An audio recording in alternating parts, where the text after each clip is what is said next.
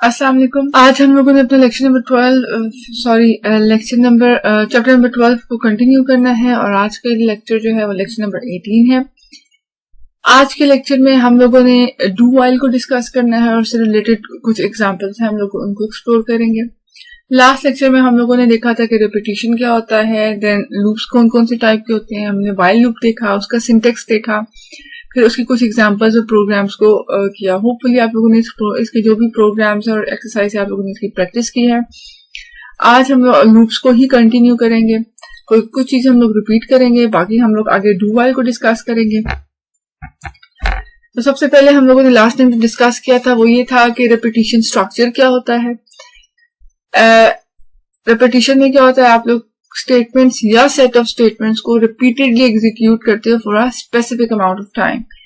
तो specific amount of time से आपको क्या मतलब होता है कि आप लोग किस तरह से किसी भी अपनी मर्जी के मुताबिक आप फॉर एग्जाम्पल 10 टाइम्स करना चाहते हो, 20 टाइम्स करना चाहते हो, 30 टाइम्स करना चाहते हो। जैसे लास्ट टाइम हम लोगों ने पाकिस्तान उसको रिपीट किया, फिर हम लोगों ने कहा 1 से लेके काउंटिंग अगर हम लोग देखें तो हम लोग प्रिंट सिर्फ एक ही यूज कर रहे थे, लेकिन क्योंकि हम लोग उसको लूप में कॉल कर रहे थे तो वो एक से ज्यादा दफा हमें प्रिंट करके दिखा रहा था।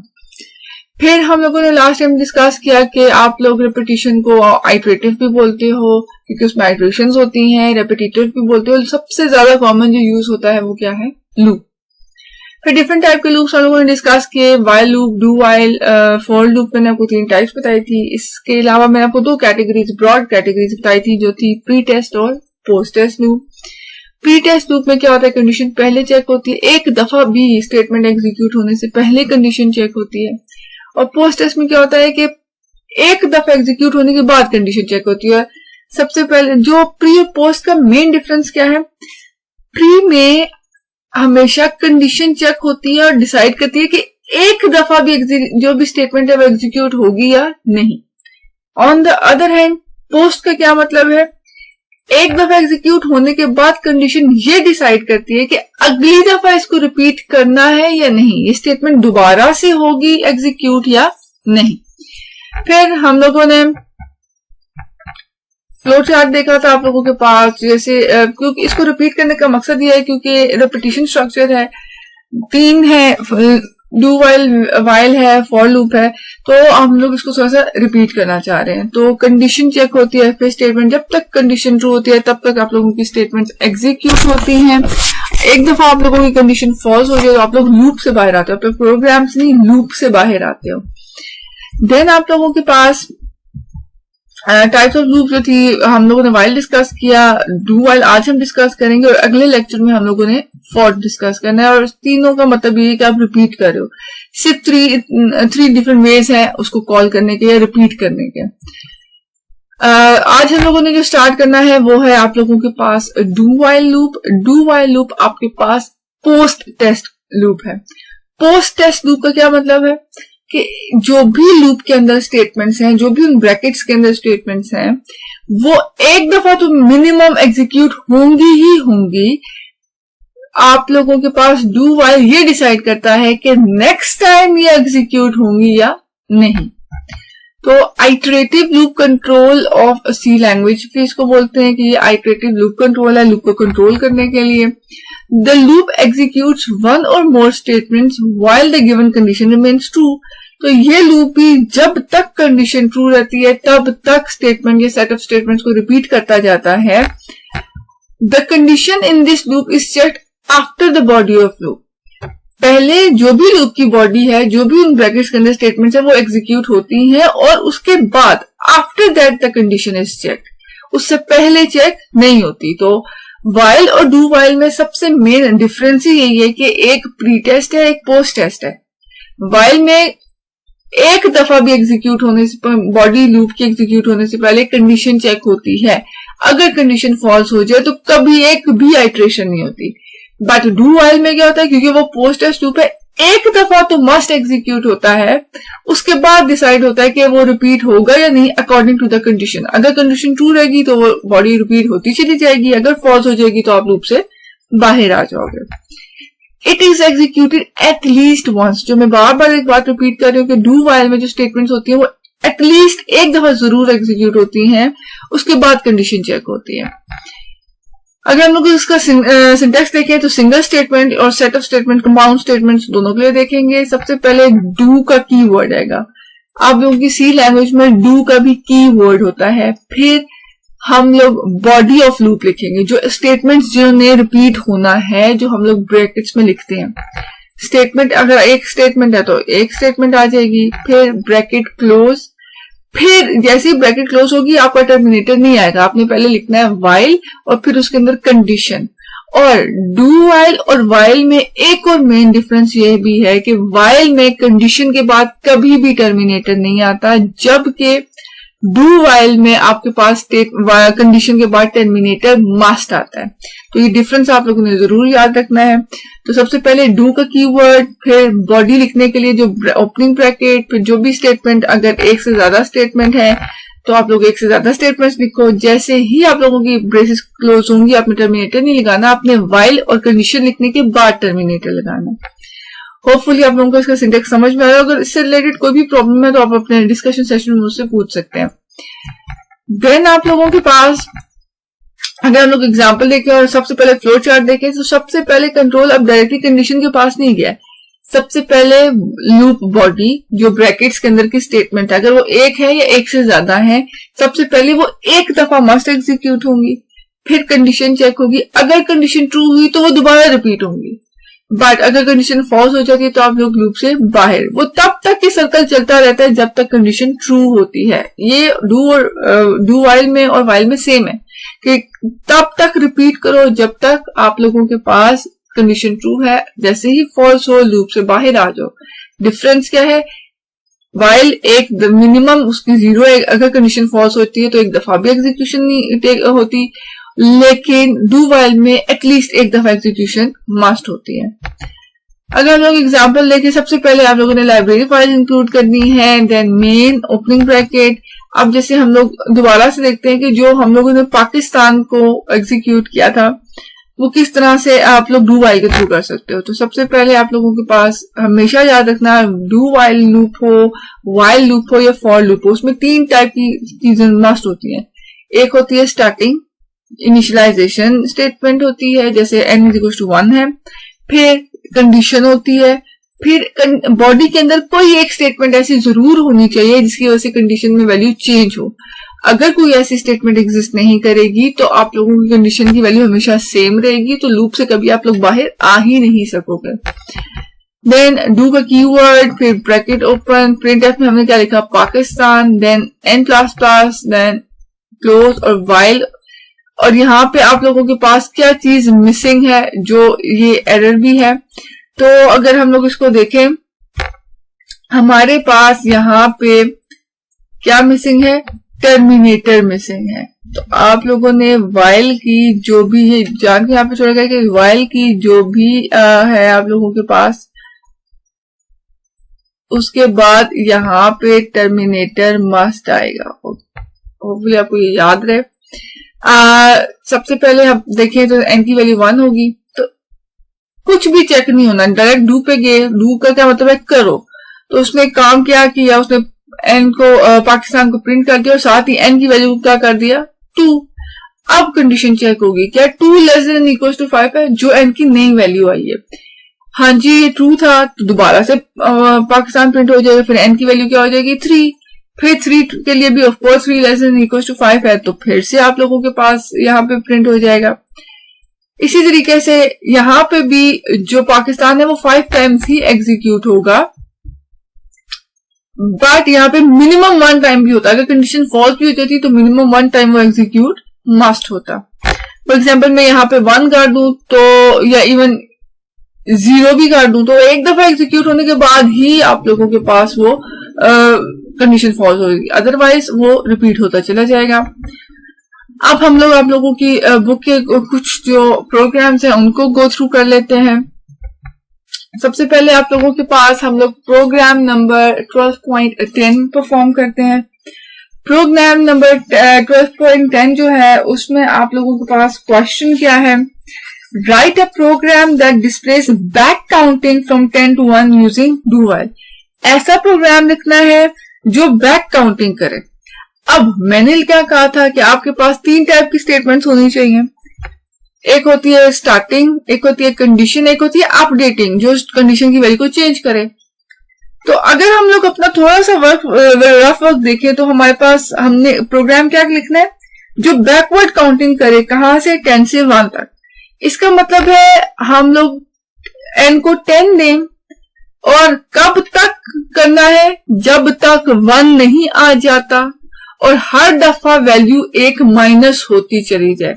सबसे पहले n की वैल्यू होनी चाहिए 10, हमने उसको प्रिंट आउट करवा दिया। फिर n की वैल्यू होनी चाहिए 9, फिर उसको प्रिंट आउट करवा दिया। फिर 8, 7, 6, 5, 4। और ये काम कब तक हो, जब तक आप लोग 1 के इक्वल नहीं आ जाते। जैसे ही 1 से कम हुआ आप लोगों का लूप खत्म हो जाना चाहिए।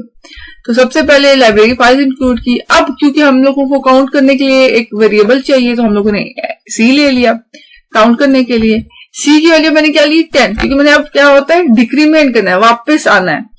फिर आप लोगों के पास डू, एक दफा आप लोग 10 को प्रिंट कर दो, then c is equal to c minus 1 या c माइनस माइनस। इसका क्या मतलब है, अब एक दफा 10 प्रिंट हो, c में सबसे पहले क्या था 10 प्रिंट हो गया, फिर c वाली वैल्यू कम होके क्या होगी 9। फिर ये यहाँ पे कंडीशन चेक होगी, क्या 9 जो है वो ग्रेटर देन इक्वल टू 1 है। हाँ जी 1 से बड़ा है और ठीक है।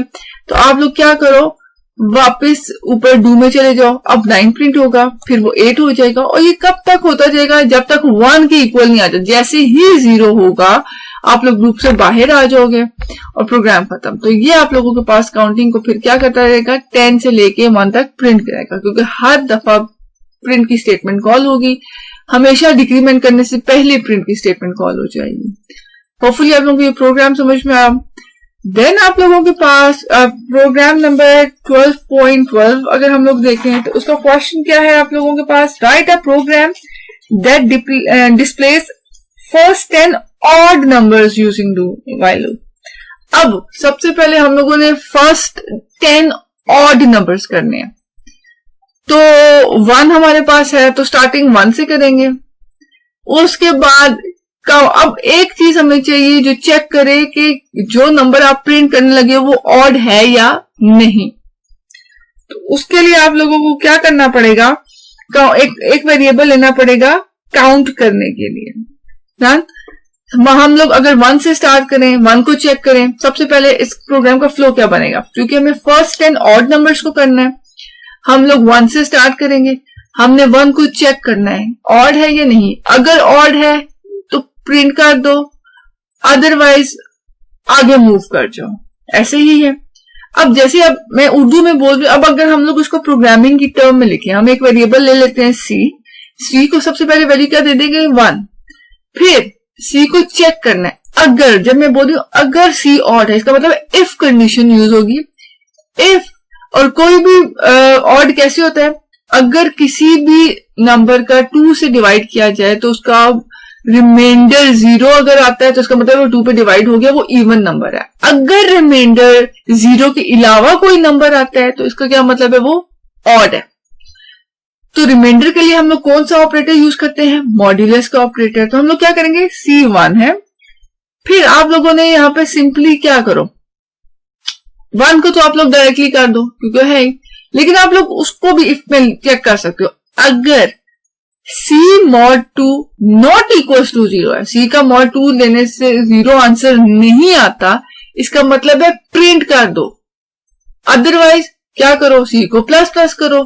और ये काम कब तक करते जाओ, जब तक 10 की काउंटिंग कंप्लीट C की नहीं होती। अब अगर हम लोग इस प्रोग्राम को देखें, अभी हम लोगों ने सिर्फ ये देखा कि अभी ये प्रोग्राम का क्वेश्चन देखा और हमने एनालाइज किया कि हमने इसको किस तरह से परफॉर्म करना है। तो लाइब्रेरी फाइल्स इंक्लूड करनी है, मेन फंक्शन पे जाना है, देन एक वेरिएबल ले लिया C, इसका क्या मतलब होगा, वो काउंट करेगा। फिर C को 1 लिया। सबसे पहले क्या करो, सबसे पहले चेक करो C के अंदर जो भी नंबर है उसको mod 2 से लो। अगर वो नॉट इक्वल टू 0 है तो प्रिंट कर दो C की वैल्यू। फिर C को प्लस C+1 कर दो, ठीक है। अब इस इफ के अंदर मैंने ब्रैकेट्स जान के नहीं लगाई, इस इफ के अंदर सिर्फ और सिर्फ आप लोगों के पास ये प्रिंट एफ की स्टेटमेंट आती है। जो सी को इंक्रीमेंट करने की स्टेटमेंट है वो डू के अंदर है, उसने एनी हाउ एग्जीक्यूट होना है। सिर्फ ये जो प्रिंट एफ की स्टेटमेंट है ये सिर्फ कंडीशन ट्रू होगी इफ वाली तो ही प्रिंट होगी, अदरवाइज वो सिंपल आगे मूव कर जाएगा। तो सबसे पहले सी 1 था, 1 mod 2 नॉट इक्वल टू 0 था, सी की वैल्यू प्रिंट होगी। अब सी की वैल्यू क्या हो जाएगी 2। फिर अब 2 को चेक किया, क्या 2 mod 2 नॉट इक्वल टू 0 है, फॉल्स हो गया तो प्रिंट नहीं होगा, सिंपली सी क्या हो जाएगा 3। तो जब ऑड होगा तो ही प्रिंट कॉल होगा, अदरवाइज प्रिंट कॉल नहीं होगा, क्योंकि हम लोगों ने प्रिंट को इफ में कॉल किया। और ये काम कब तक करो, जब तक C less than N equal to 20 है, क्योंकि हमने फर्स्ट 10 ऑड नंबर्स करने हैं। तो अगर मेरे पास 20 होंगे तो उनमें से 10 ऑड होंगे। तो हम लोगों ने सी की वैल्यू जब तक 20 तक नहीं जाती इसको रिपीट करते चले जाना है। तो सबसे पहले सी 1 mod नॉट इक्वल टू 0 तो 1 हो जाएगा प्रिंट, फिर सी की वैल्यू 2 हो जाएगी, फिर 2 में इफ कंडीशन फॉल्स हो जाएगी तो प्रिंट एफ नहीं चलेगी, फिर सी की वैल्यू 3 हो जाएगी। और हर दफा सी जब तक 20 से कम नहीं है तो ये चीज रिपीट होती चली जाएगी और आप लोगों के पास काउंटिंग डिस्प्ले होती चली जाएगी। होपफुली आप लोगों को समझ में आ रही है। तो सबसे पहले 1 3 5 7, तो आप लोगों ने इसको खुद भी ट्राई रन करके देखना है और खुद भी आप लोगों ने एग्जीक्यूट करके भी देखना है इसको। देन हम लोग एक और एग्जांपल अगर लें 12.14, तो 12.14 में आपके पास क्या क्वेश्चन है, right a program that inputs a number from an user. तो सबसे पहले आप लोगों ने क्या करना होता है, एक ऐसा प्रोग्राम लिखना है जो यूजर से नंबर ले। इसका मतलब ये है कि हम लोगों ने इस प्रोग्राम में स्कैन एफ तो यूज करना ही करना। अगर स्कैन एफ यूज करना है तो हम लोगों ने एक वेरिएबल लेना है, यूजर जो भी नंबर एंटर करे वो उसको किसी ना किसी वेरिएबल में सेव करना है। देन आपके पास क्या है, displace the factorial of that number using do while. Factorial of that number क्या होता है, फॉर एग्जाम्पल आप लोगों के पास नंबर है 5 तो उसका फैक्टोरियल होगा 120। किस तरह से, उसके पीछे जितने भी नंबर्स हैं आप लोगों के पास वो मल्टीप्लाई होते चले जाएंगे और वो ऐड होता जाता है। तो आप लोगों के एक होम टास्क है कि आप लोगों ने फाइंड आउट करना है कि फैक्टोरियल होता क्या है। क्लियर हो गया। अब अगर हम लोग देखें तो 120 किस तरह से आ सकता है, तो आप लोगों के पास 1 करो, 1 into 1 करो तो क्या आता है 1, फिर आप लोग उसको 2 से करो, फिर 2 into 2 करो। इस तरह से आप लोग जब मल्टीप्लाई करोगे तो आप लोगों के पास आंसर आएगा। आप लोगों का होम टास्क है कि आप लोगों ने देखना है कि फैक्टोरियल होता क्या है। फैक्टोरियल में ये होता है कि आप लोग जिस भी नंबर का फाइंड आउट कर रहे होते हो तो उस नंबर से पीछे के सारे नंबर्स इन्वॉल्व होते हैं। तो होपफुली आप लोगों को समझ में आए। तो आप लोगों ने क्या करना है, फॉर एग्जाम्पल मैंने अगर 3 का लेना है तो फैक्टोरियल ऑफ 3 क्या होगा, 3 into 2 into 1, तो 3 into 2 6, 6 into 1 6। इसका मतलब है फैक्टोरियल ऑफ 3 क्या है 6। इसी तरीके से अगर मैंने 5 का लेना है तो 5 into 4 into 3 into 2 into 1, ये क्या होता है 5 का फैक्टोरियल का आंसर। अब सबसे पहले 5 into 4 क्या होता है, 5 4 are 20, 20 into 3 क्या होगा आप लोगों के पास, इट्स लाइक 60 और 90 आप लोगों के पास आ जाएगा। अगर हम लोग 20 into 3 करें तो 60 ही आना चाहिए। देन आप लोगों के पास 60 into 2 करो तो 120 आंसर आ जाएगा। 120 into 1 करो तो 120 ही रहेगा। इसका मतलब है फैक्टोरियल ऑफ 5 क्या है 120। अगर मैं यहाँ पे होपफुली यहाँ पे मेंशन कर सकूं, अगर मेरे पास मैंने फाइंड आउट करना है फैक्टोरियल ऑफ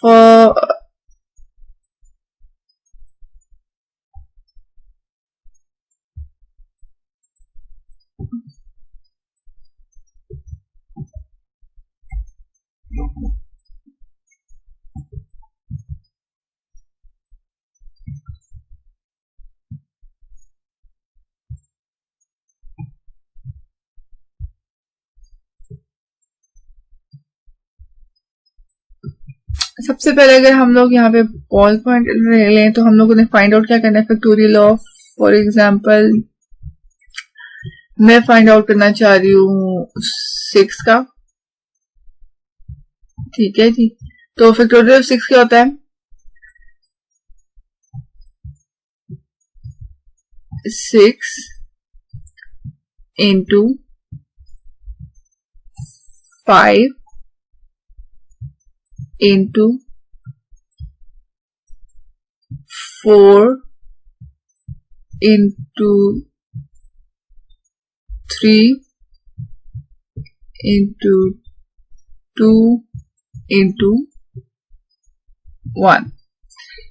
तो अगर आप 6 into 5 करो तो आपके पास इसको बैकवर्ड अगर 7 का होगा 7 into 6 into 5 into 4 into 3 into 1, तो ये उसके फैक्टोरियल का आंसर आता है। तो अब हम लोगों ने प्रोग्राम लिखना है जो यूजर जो भी नंबर एंटर करे उसका फैक्टोरियल फाइंड आउट करे। तो इसका मतलब है एक तो हमें वेरिएबल वो चाहिए जो फैक्टोरियल के नंबर को सेव करेगा, तभी तो पता चलेगा कि कहां तक जाना है, और एक वेरिएबल वो चाहिए जो काउंट करे कि हम लोग वहां तक पहुंच गए, 1 तक पहुंच गए या नहीं।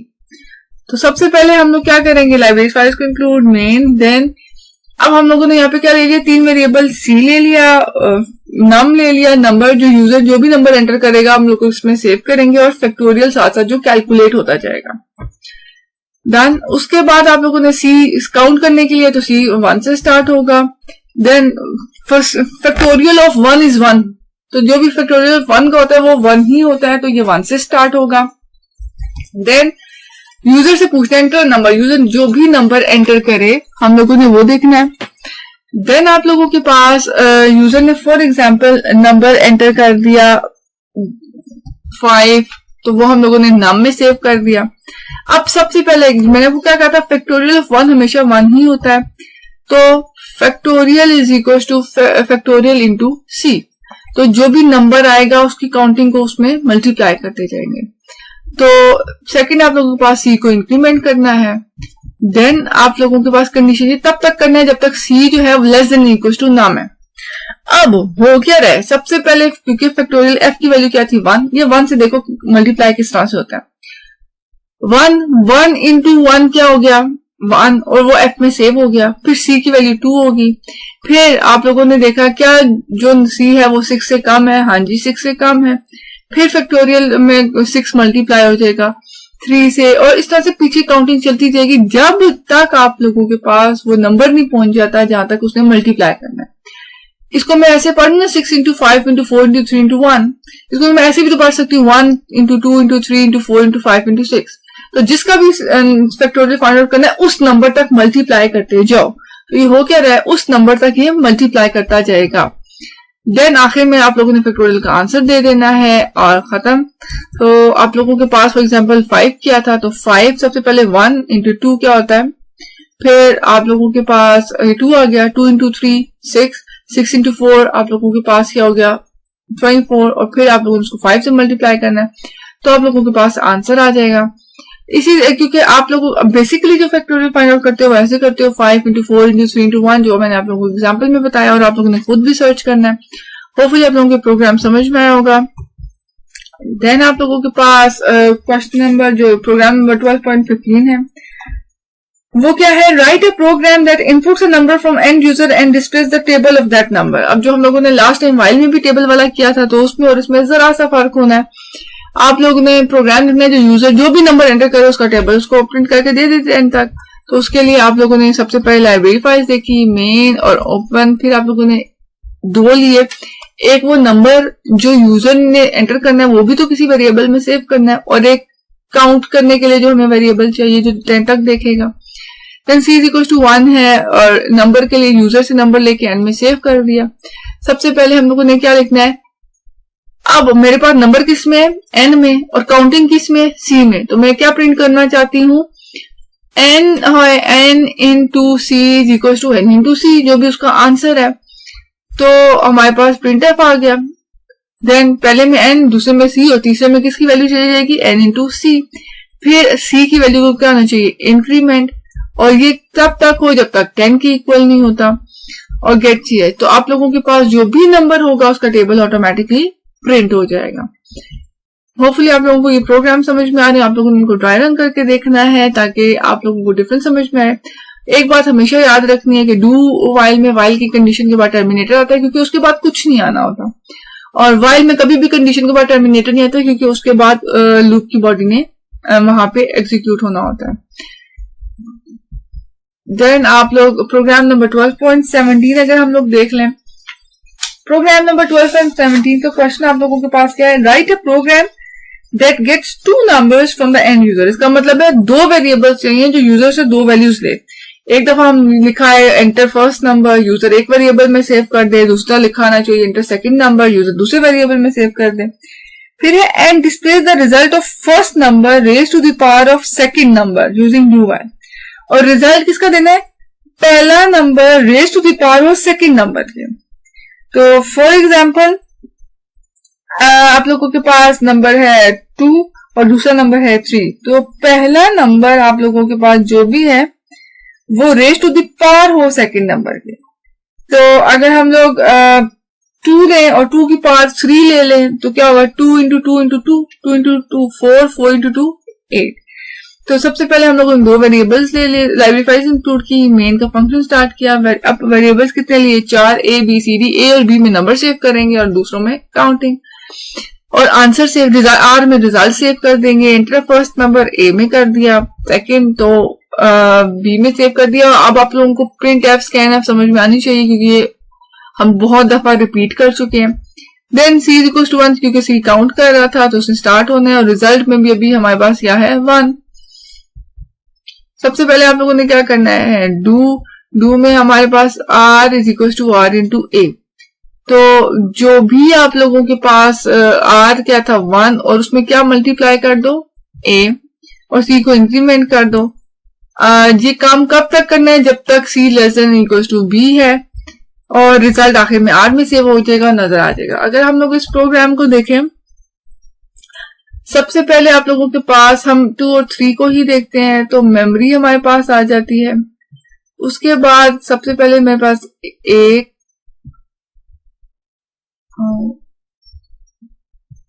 4 चीजें आ गई। पहला क्या है? A वेरिएबल लिया हम लोगों ने, दूसरा क्या लिया? B, देन आप लोगों के पास एक है C, और एक क्या है आप लोगों के पास? R। तो C और R में क्या आप लोगों के पास? 1 1, तो हम लोग यहाँ पे सिंपल लिख देते हैं 1, और इसमें भी आप लोगों के पास क्या है? 1। R इज इक्वल्स टू, अब आप लोग देखिए किस तरह से, फॉर एग्जाम्पल यूजर ने A में एंटर किया है 2 और B में एंटर किया है उसने 3। यहां तक हो गया। सबसे पहले डू होगा R is equals to R into A में क्या है? 2, R में क्या है? 1। तो 1 इंटू 2 करके आंसर किस में सेव कर दो? R में। तो यहां क्या आ जाएगा? 2, और C equal to C plus 1। C में क्या कर दो? प्लस 1 कर दो, और C की वैल्यू भी क्या हो जाएगी? 2। फिर C को चेक करो, क्या C less than equal to B है? C में क्या है? 2, और B में क्या है? 3। क्या 2 लेस देन इक्वल टू 3 है? हाँ जी, ट्रू है। तो इसका मतलब है वापस से R equal to R into A कर दो। R में क्या है? 2, 2 इंटू 2 क्या हो जाएगा? 4, और वापस किस में सेव कर दो? R में। तो यहाँ क्या आ जाएगा? 4, और अब आप लोगों ने C की वैल्यू को क्या कर देना है? 3, इंक्रीमेंट होगी। अब 3 को चेक करो, और B में क्या है? 3, C में भी क्या है? 3। क्या C less than equal to B है? 3 less than equal to, less नहीं है लेकिन इक्वल है, कंडीशन ट्रू हो गई। तो अब R में जो भी नंबर है उसको मल्टीप्लाई करो A वाले नंबर से और वापस R में सेव कर दो। तो R में क्या था? 4 को 2 से मल्टीप्लाई किया तो क्या आंसर आता है? 8। वापस R वाली जगह पे क्या आ जाएगा? यहाँ पे 8 आ जाएगा। C की वैल्यू क्या हो जाएगी मेरे पास? 4। अब देखिए क्या 4 लेस देन इक्वल टू 3 है? B में क्या था? 3। कंडीशन हो गई मेरे पास यहाँ पे फॉल्स। तो अब आप लोग यहाँ के बाहर आ जाओगे और स्टेटमेंट ये वाली एग्जीक्यूट हो जाएगी। तो क्या लिखा आ जाएगा?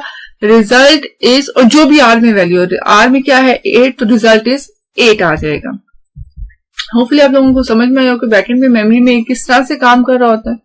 आप लोगों ने खुद भी ड्राई रन करना है, आपको प्रोग्राम लिखना आना चाहिए, उसमें से एरर आइडेंटिफाई करने आने चाहिए, आपको वर्किंग पता हो, और आप लोगों को आउटपुट भी एग्जीक्यूट करना आना चाहिए। होम टास्क में सबसे पहले आप लोगों ने जितने भी प्रोग्राम्स हैं उनकी प्रैक्टिस करनी है, एक्सरसाइज के क्वेश्चंस करने हैं। आप लोगों ने डू वाइल की वर्किंग भी लिखनी है, वाइल की वर्किंग भी लिखो आप लोग, डू वाइल की भी। और डिफरेंस मैंने लेक्चर के दौरान जरूर डिस्कस किए हैं, लेकिन आप लोगों ने इन डिफरेंस को लिखना भी है, वाइल और डू वाइल में क्या क्या डिफरेंस है। इस लेक्चर से रिलेटेड कोई भी प्रॉब्लम, कोई भी क्यूरी है तो आप लोग मुझसे अपने व्हाट्सएप के डिस्कशन सेशन में पूछ सकते हो। तो आज के लिए इतना ही। होपफुली नेक्स्ट लेक्चर में हम लोग अपना फॉर लूप स्टार्ट करेंगे, नेस्टेड लूप और कुछ स्टेटमेंट्स हैं, ब्रेक है, कंटिन्यू, उनको देखेंगे। तो कोई मसला, कोई इश्यू है तो आप लोग अपने डिस्कशन सेशन में पूछ सकते हो। Thank you.